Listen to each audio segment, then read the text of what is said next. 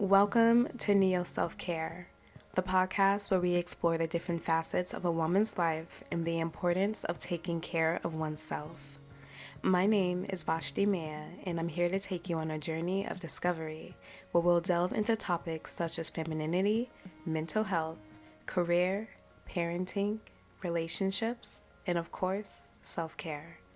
Let's create a space where we can be honest and vulnerable and support each other on our quest for personal growth and well-being. Hello and welcome to Neo Self-Care, the podcast dedicated to empowering millennial women to prioritize their mental health and self-care in today's fast-paced world. So I am your host, Vashti Maya, and today's episode is so special. It's all about modern mindfulness. So today we'll be diving into the benefits of mindfulness, exploring various techniques, and discussing how to seamlessly integrate these practices into our hectic lifestyles. Okay, so let's go ahead and get started with just the importance of mindfulness, okay? So as millennial women, we often find ourselves juggling multiple responsibilities and roles. I mean, from work, relationships, family, and self-care. With so much on our plates, it's no wonder that stress and anxiety are common experiences for many of us. This is where mindfulness comes in. Mindfulness is the practice of being fully present in the moment, focusing our intention on the here and the now without judgment. So research has actually shown that mindfulness can help reduce stress, improve focus, and enhance overall well-being. This is research, y'all, okay? It can also help us develop a greater sense of self-awareness and emotional intelligence, which, it pretty much just makes it easier to navigate the ups and downs of life, all right? So let's get into these mindfulness techniques then, see what we're talking about here. So there are various techniques for practicing mindfulness, and today we're going to cover 3 popular methods. That's going to be your breath awareness, body scanning, and mindful eating, okay? So let's get started with the first one. Number 1, breath awareness. So this technique involves focusing on the natural rhythm of your breath without trying to change or control it. Simply notice each inhalation and exhalation, observing any thoughts or emotions that arise without judgment, all right? So this practice can be done anywhere, anytime, even during short breaks at work or while you're waiting in the line. All right, so let's just take a couple of seconds, maybe like 15 seconds, to just try it right now. All you're going to do is focus on the natural rhythm of your breath. Don't try to change it. Don't try to control it. I want you to really just notice each time you inhale and each time you exhale. Observe any emotions, any thoughts, without judgment. I really want to know how that worked for you. All right, number 2. Number 2 is going to be body scanning. So on this one, you're either going to lie down or sit comfortably, and then you're going to mentally scan your body from head to toe. You want to pay attention to any sensations, tension, or discomfort in each area. So this practice promotes a deeper connection with our bodies, and it helps release tension as a whole. Okay, so if you're driving, maybe definitely do this later. You don't want to get too relaxed while you're driving, but while you're at home or if you're laying down or something, just pay attention to the sensations, discomforts, tensions that you're feeling in your body. Scan your body from top to bottom, head to toe. Number 3 is going to be mindful eating, okay? So instead of eating on autopilot, you want to take the time to savor each bite. Pay attention to the flavors, the textures, and smells of your food. This practice, I had to swallow. This practice not only enhances the eating experience, but also helps us become more attuned to our hunger and fullness cues. I mean, let's be real. How many times have we picked up a bag of chips or made a plate of food when we know that we're not truly hungry? It's just the habit of grabbing something and eating it, right? So when you kind of stop for a second and you're able to check in with your body, being in tune with your body and saying, am I really hungry right now? Or do I just need a bottle of water? Am I really hungry right now? Or do I just need to lay down for a second? Right? And when you actually are eating, are you enjoying that food? Can you tell me what that's tasting like right now? Or are you so caught up with the normal habits of just chew, chew, chew, barely tasting, barely experiencing just to get the food down? You know what I mean? It's like that extra step that nobody talks about that's very beneficial in your life. So, mindful eating, that is a perfect way to incorporate mindfulness in your life. Now, since we're talking about incorporating mindfulness, let's talk about incorporating mindfulness into daily life, okay? So now that we've covered some mindfulness techniques, we're going to talk about how to incorporate these practices into our busy lives. So here are 5 tips to get you started, okay? So number 1, you want to start small.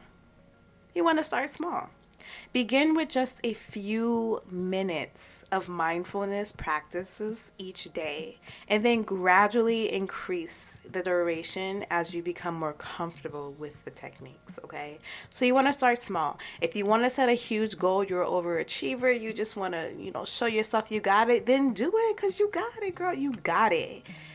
But start small. It's okay to start small and build your way up as you go, okay? Number 2. Consistency is key. Number 2 is to be consistent. Establishing a regular routine will make it easier to integrate mindfulness into your daily life. So you want to choose a specific time or activity to pair with your practice, such as during your morning coffee or maybe your evening commute. Okay, so whatever it is, find a way to make it really fit and stay consistent, y'all. Consistency is key, and that is not the last time you'll be hearing that from me. Consistency is key, okay? Number 3, use technology. There are numerous mindfulness apps and resources available like Headspace or Calm, which can guide you through meditations and provide reminders to practice throughout the day. Okay? Now, I know with all of us being millennials here, and if you're not, that's okay. I'm sure you still got it. We're all used to technology. We all grew up in the MySpace days. Depending on who you were, you also had Black Planet, okay? AIM, all right? Like, we all grew up in technology. So utilize technology as a resource, all right? And get those apps to guide you through meditations. Or you can even check out my YouTube channel for, affirmations and meditations as well, all right? Number 4 is going to be mindful activities. So you want to engage in activities that naturally promote mindfulness, such as yoga, Tai Chi, or even a leisurely walk in nature, okay?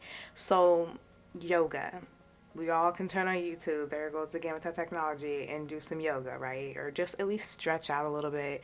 But if you don't want to do any of that, find yourself a good trail, find yourself some nice trees, and then just walk amongst nature, all right? That itself is so mindful and can definitely be beneficial, all right? So number 5 is to be patient. So like any new skill, mindfulness takes time and practice to develop. Be kind to yourself and remember that progress may be gradual, all right? Not patience. What am I trying to say? Mindfulness is not like something that you just are trying to arrive at. It's a continuous process that's ongoing. It's always happening. It's always happening. So don't, be gentle with yourself. Don't be harsh with yourself. Be gentle, okay? So, all right. Let's lighten things up with some fun and engaging tips for millennial women that can help bring more joy and balance in our lives. So let's talk about embracing the power of laughter, all right? So first up, let's just talk about the power of laughter as a whole. It's said that laughter is the best medicine, and there's a lot of truth to that, okay? Laughter can reduce stress, it can boost your mood, and it can even strengthen your immune system. Did you guys know that? Were you aware of that? So, what can you do to bring more laughter into your life right now? Like, really think about it. What can you do to bring in more laughter? I give you like 2 or 3 ideas, but you got to do the homework yourself, okay? Because we all have different humor. People tell me I'm not funny, and I still be cracking jokes, making myself laugh all the time. The emphasis is myself laugh, okay? So number 1, you can watch a hilarious movie or a stand-up comedy special if you like stand-up comedy. But there's nothing like a good belly laugh to remind you of the lighter side of life. I love turning on hilarious movies that I could just crack up all day on. And there's not a lot, just to be honest, there's not a lot of stuff out there that makes me laugh. That's a movie, but sometimes I go to my go-tos, okay? But number 2 would definitely be to surround yourself with funny friends, all right? If you don't have any, consider joining a local improv or a comedy club to meet like-minded, laughter-loving individuals. Or if you have a sibling like me, I have so many siblings, but I have 2 that are so freaking hilarious. It's not even funny. But my brother and my sister, they are just comical. I don't even know if that's a word, but they are hilarious, y'all. Like, hilarious. So they are my laughter. But definitely surround yourself with people who make you laugh, okay? And number 3, just an additional idea to give you, don't take yourself too seriously. Learn to laugh at your own quirks and mishaps, and, you know, we all have them. I mean, look, I laugh at myself all the time. Sometimes it's those embarrassing moments where you just, I am totally convinced that when you do something embarrassing, that is like God's way of telling you to take a load off, to relax. Because when you do something embarrassing, sometimes all you can do is just laugh. Like, did that really just happen? And you just, maybe it's just me. I crack up at my misfortune all the time because it's just like, are you kidding me right now? Like, did I really just do this in front of everybody? And I will be weak laughing, guys. I know that y'all have had this happen to you before. So definitely don't take things too seriously, okay? Life is too precious for you to be serious all the time. So let that go, all right? Talking about letting that go, let's talk about the next one, which is the art of disconnecting. So in a world where we're constantly connected to our devices, go figure, it's important to take breaks and practice the art of disconnecting. So here are some engaging and entertaining ways to unplug and recharge. So number 1, try a digital detox. Yes, in today's age of influencers everywhere, take a break. Take a break. Designate, 1 day each week, or even just a few hours, to go device free. So you want to kind of just fill this time with activities that you love, like hiking, painting, or reading that book that's been collecting dust on your nightstand, okay? But try a digital detox, y'all. Like, for real. Even if it's just 30 minutes. Even if you're just, you know, sometimes the best thing to do is, like, if you know you have to go to the grocery store, not running errands, but just like the grocery store or a quick run that's down the street, leave your phone at home.